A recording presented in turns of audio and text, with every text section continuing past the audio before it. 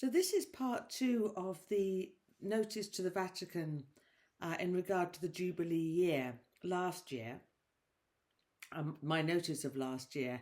And this bit is interesting, particularly because we don't seem to really understand, and this is one understanding of how the governments are just debtors as well to the World Bank. And it's important, especially I've just recently, in the last couple of days, seen on one of those WHO collaborating centres. This might seem off the tangent, but not at all. It gives an hour-and-a-half course. The World Health Organization offers a 1.5-hour course to parliamentarians and other government ministers on how to enforce and implement their rules.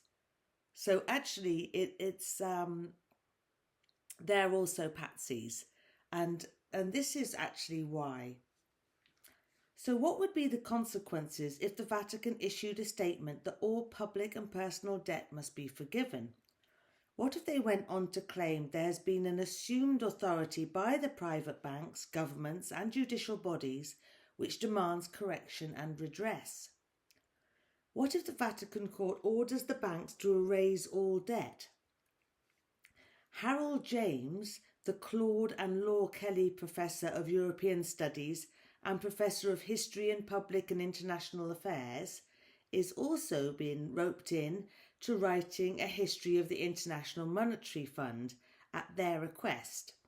He identifies the financial revolution in the early 18th century and late 17th century as being when the Bank of England succeeded in removing the element of debt contingency and making a permanent sovereign with absolute credibility. So instead of having to demonstrate an ability to repay a debt, multiple institutions were used in combination who were never going to default. That always reminds me of Kevin Bridges, the comedian, who says, surely when it hit the 3 trillion mark, they must have known they were never going to see it back.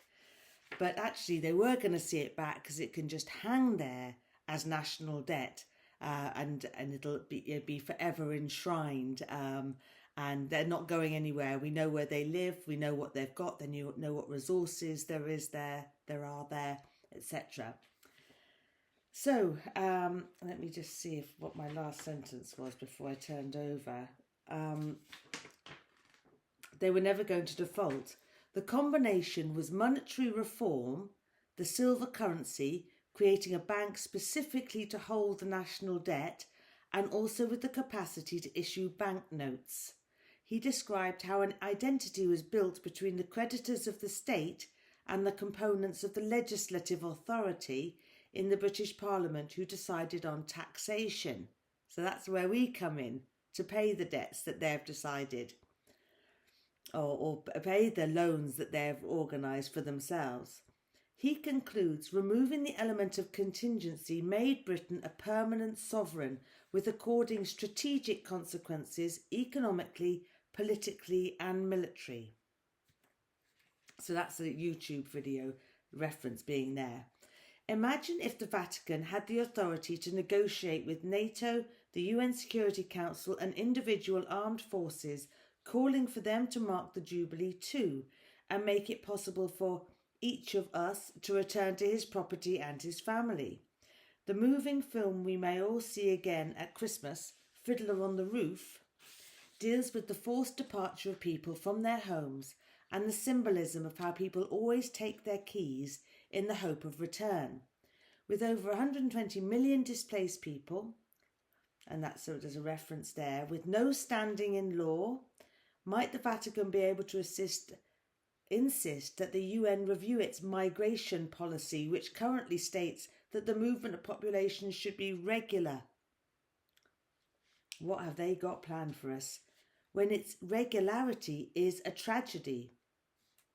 And another reference. In August 2024, the World Bank showed willing to enter negotiations with the Vatican for debt forgiveness for poor countries. It's a start. Many commentators jump straight to a cautionary tale about how, gosh, if debt was forgiven, there's a hole left in the lender's accounts and that economies will certainly collapse and money be worth nothing. For corporations, debt is a useful instrument as a means to expand without diluting ownership by selling shares or equity. Just pause for a moment. You can just think about that. For governments, debt means that superior corporate funding structures have considerable leverage over national decisions. We're all aware of that these days. For example, the Kenyan government has just granted the Bill and Melinda Gates Foundation diplomatic immunity to implement Microsoft and novel biotechnologies. So everyone know what novel means? They're genetically engineered or gene edited. There's no natural niche for them in nature. They could interact, gene transfer, collapse the oxygen supply, contaminate the soil. That fungal network that all of life depends on, out the window. We have no idea, but they're living biotechnologies by a man who's from a family steeped in the beginning of the eugenicist movement. If you don't know what a eugenicist is, it's somebody who wants everybody dead apart from themselves. So luckily that happened last year, but they had to go back on it because there was such uproar. I don't know if people know, but that Bill and Melinda Gates Foundation released what they called, they offered, donated and implemented thousands and thousands and hundreds of thousands of tetanus injections. So if there's not much water and there's the anaerobic tetanus, there'd be a high risk from it. I used to get a tetanus injection when I worked with animals and obviously farming. There's rusty nails, etc. And but these weren't tetanus injections. They were a sterility drug administered to hundreds of thousands of women and girls. So anyway, be able to bring that evidence forwards, and they were stopped from getting diplomatic immunity, just all in exchange for 50,000 or 50 million. Gives them the right, or negotiating power with any government to do anything. The Vatican must consider as well how COP, the Conference of the Parties, can require governments to take loans for designated projects to address climate change or medical crises, think pandemics. So the Conference of the Parties, you might think, there's lots of people there, you've got loads of representatives there. No. These are ministers of health and a few other plenipotentiary ambassadors, all of which make some money from this. And if you think about it, in the past, the head of state or the president or the financial minister or the defence minister would have some say about how things are budgeted. Not anymore. Not anymore. The Conference of the Parties, if you think that the biggest loans, the biggest amounts of money are coming through on pandemic and climate action grounds, that means that all monies to all UN member states are being passed through the health minister. It's a massive dilution, the opposite, concentration of power for the health minister. And this was really apparent in Indonesia, where suddenly the president hadn't even heard that this was happening and these deals had been done, or that the treaty, the pandemic preparedness fund had already been drawn down and spent, between mates, and the security didn't even know that these foreign technologies were being released left, right and centre. So it's these sudden insights that all this is happening, power is being moved around and grabbed left, right and centre. So the Conference of the Parties isn't really the Conference of the Parties. It's a conference of what you might call stakeholders, few people who've already arranged to share out the money between themselves. So they can require governments to take loans to address designated projects. When I say designated projects, I'll give you the example of when farmers in Ireland were given a tenner per head of cattle to vaccinate them. You weren't allowed to spend that tenner on anything else. No better housing, better bedding, longer with their mothers so they could get the colostrum, no better feed, nothing organic, um, uh, no better quality of life for the farmer or assistance to take care of so many animals. None of that. No.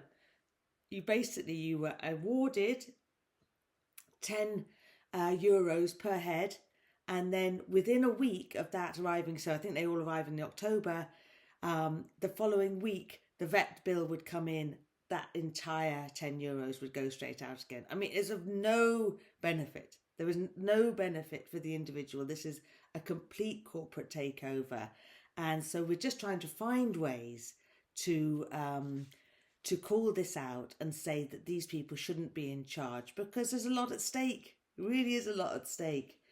The World Bank even has now stated they will not lend unless the project is accompanied with a climate objective. It's pretty rich, isn't it? So already 41 billion of climate funds have been lost through poor record keeping, which we wouldn't be allowed away with, would we? 10 euros, 20 euros? It'd be like, where did that go? Where did you earn that? Did you pay tax on it? Have you declared it? 41 billion. Think of the consequences of the new economic landscape. Countries are still permanent sovereigns and a safe bet for a loan, but they can no longer control what they borrow for. Just mull that over. The World Bank and bigger industry players like military and pharmaceutical are deciding between themselves when and how much to lend, borrow and spend with national governments and the public purses.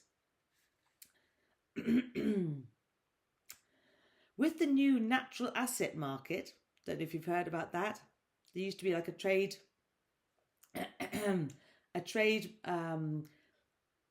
they've created a new natural asset market. So what comes under natural assets are things like precipitation, photosynthesis, oh my goodness, what sort of things might you get? Sunshine, water, air, everything is a natural asset. And they got some companies, Freudian slip there, to weigh up the natural asset market, weigh up all the natural assets, decide their value, 9.8 trillion. And that was launched onto the New York stock market back in January 2024. And I've put the reference there. And they were given agreement to trade on them. So whose are these to sell and buy, I wonder? Interestingly, governments say they're their natural assets, and they give licenses to these corporations to do what they will. So they can say, don't worry, what we're going to do is we're going to clean up the oceans, and we're going to release whatever billion tons of GMO seaweed to soak up carbon. None of this tried and tested, any one of which could upset something, the gene pool, fundamentally and catastrophically. And also they're obviously trading on it every 15 seconds. So the trade of environmental processes and places have also passed out of government's hands on a pretext of conservation or emergency measures. The now famous contracts between Pfizer and governments held clauses with guarantees including the transfer of ownership of military bases, natural resources and countries' or nations' reserve banks. So that's if a country couldn't pay for the supplies being recommended by the World Health Organization, that's what Pfizer could actually claim. With the WHO's self-promotion to lawmakers now, international lawmakers they are now, in regards to the international health regulations and their amendments, many countries, including Indonesia, are already heavily in debt to them. Indonesia has already drawn down their pandemic preparedness funds before declaring any grounds of a new emergency. So no one from the WHO or anywhere else declared an emergency, but they were able to draw down their funds, and it's notable. It is notable, and I'm not sure if I said it here, that during the last pandemic, not one bit of public funding went to supporting the Indonesian people. So I don't know if we had PUP over here, I think it's can't remember what it stood for now, payment for the pandemic, something like that. But anyway, we were paid to stay at home. In other countries, they were just left off, a very, very forceful and strict lockdowns with no provision made. The audacity of the thing. If neither governments nor people have any say in how public money is to be spent, maybe all public, government and personal household debt should be forgiven. Most tellingly, Harold James, this guy, announced at the Europe on Credit conference, as if it was a given, well, public debt is sacred. It could never be renegotiated. If public debt were renegotiated, it would discredit public bodies completely. Well, I forecast that the Vatican are nearly ready to discredit governments completely and make it common knowledge that governments are in fact incorporated and that men and women have been misrepresented as corporate entities repeatedly too, in order to inveigle them into contracts and obligations. For many months we have asked for a mea culpa, this self-blame decree, from the Universal Postal Union for this misrepresentation. But now I realise that remedy could come from the Vatican and this very week, for Christmas as it were. Could it be the exposure of the inherent exploitation in government taxation? Could it be the exposure of usury and fractional reserve banking as practices that must be stopped as fraudulent? Can the Vatican call for the military to be dismantled and disarmed? That is surely the only way people will be going home to their families. Better stop there.